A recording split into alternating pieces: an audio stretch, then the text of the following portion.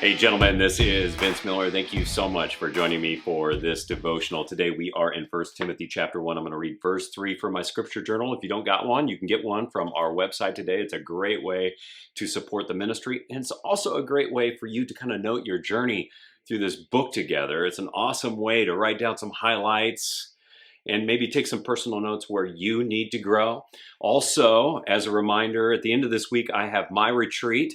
I'm excited about it, and I want you to know if you're looking for a spiritual reset or maybe a place to get away or to be challenged, this is it. So if you live kind of in the area, so Minnesota, Wisconsin, North Dakota, South Dakota, or Iowa, and you can get here, there are still spots available. There's a button underneath the Devo today where you can check it out and sign up if you need to come. I'd love to meet you and love to have you. But with that, verse 3 of 1 Timothy chapter 1 reads this way. Paul says, "As I urged you when I was going to Macedonia, remain at Ephesus." So we find out where Timothy is at Ephesus, "so that you may charge certain persons not to teach any different doctrine." So today, the word urged in this text does have a kind of special meaning for Paul to Timothy. You see, Timothy is his younger protege that he's writing to, and he was sometimes known for being, well, a little timid. And Paul knew he's not going to be able to get the chance to get to Ephesus, actually at all, so he urged Timothy to stay because Ephesus is a crucial city for the expansion of the gospel. But this meant that Timothy is going to have to stay and remain and lean into some difficult and challenging situations. Now, I don't know about you, but there are times in my life where I have not wanted to do some difficult and challenging things that might involve conflict. Because see, I'm not a guy who enjoys conflict or confrontation or issues that result from it. But by dealing with disputes and arguments and conflict and remaining in them, I have learned some tactics for moving through them in my life.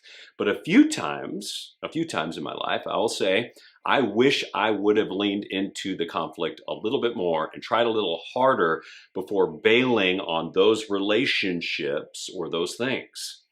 And I think that's what Paul is doing here with Timothy.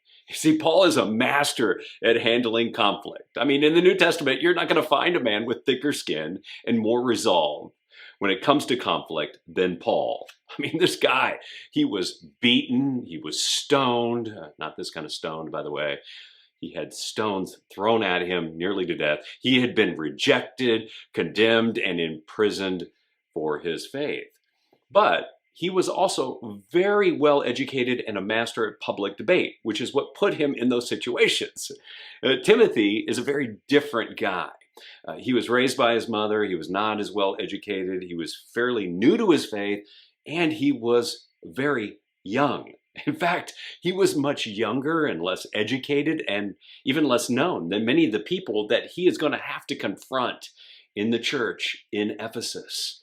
And still, Paul pushes him to lean into this opportunity and do the hard thing and remain at Ephesus.